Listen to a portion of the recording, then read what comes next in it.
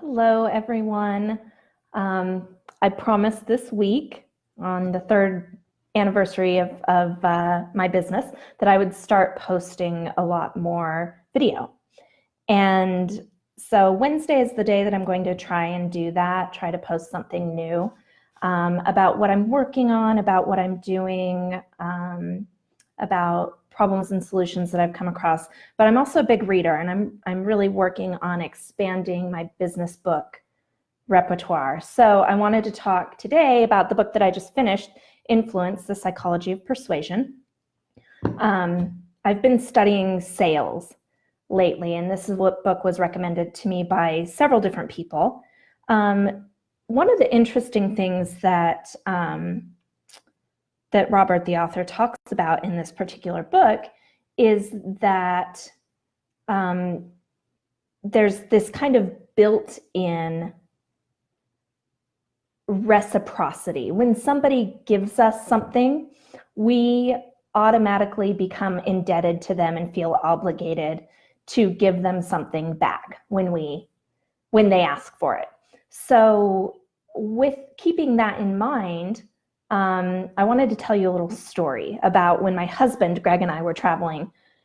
We were in Istanbul in Turkey, and didn't really know the language. We were walking down by the river one day together, and there was a gentleman walking in front of us that had a shoe shine kit. And as he was walking, his shoe shine brush fell out right on the ground in front of us. And of course, we didn't want this man to lose it. We didn't want him to be negatively impacted. It was obviously a tool for his business. And so my husband ran, grabbed it, ran and caught up with this gentleman and tapped him on the shoulder and gave him the brush back. So this guy, was so incredibly grateful, really, really appreciative in very broken English and hand gestures and things like that. He indicated that in appreciation, he wanted to shine my husband's shoes.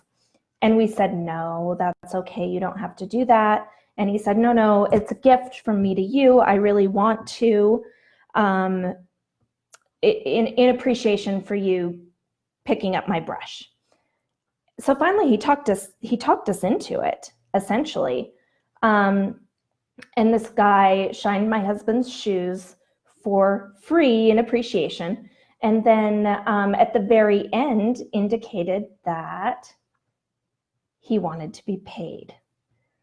So it was a total setup. Him accidentally dropping his brush, offering to shine my husband's shoes for free. But the interesting thing was, because of that sense of obligation, he had given us something seemingly for free, we felt obligated and ended up paying him. It wasn't very much. We fortunately didn't have a whole lot of money on us at the time.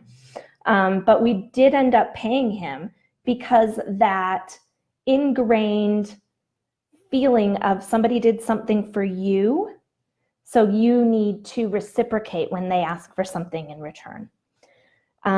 This was a perfect illustration of that principle.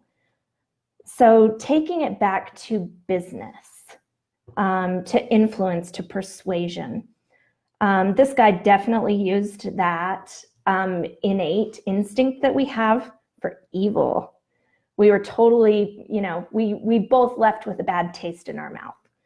But think about it as a business owner, if there are ways for you to offer things to your customers, to your clients, to your social media followers, things that are valuable, things that could help them, and just putting them out there for people to use, to enjoy, to have an opportunity to experience what it is you have to offer at either a free or a very low cost, and then, giving them a taste of what you can do. There's ways to do that ethically, give people something of value, so that when you turn around and say, hey, would you like to become a customer of mine? They in turn feel really good about saying yes because they haven't been tricked, they haven't been duped, but it's that reciprocity that you've given them something of value and they in turn want to give you their business. So that's just something that I've been thinking about this past week since I just finished this book. And I'd love to hear if you have any examples in your business about this type of kind of reciprocity between clients and customers and business owners, or even in just your daily life. Thank you so much for tuning in, and we'll be doing another video next Wednesday. Take care.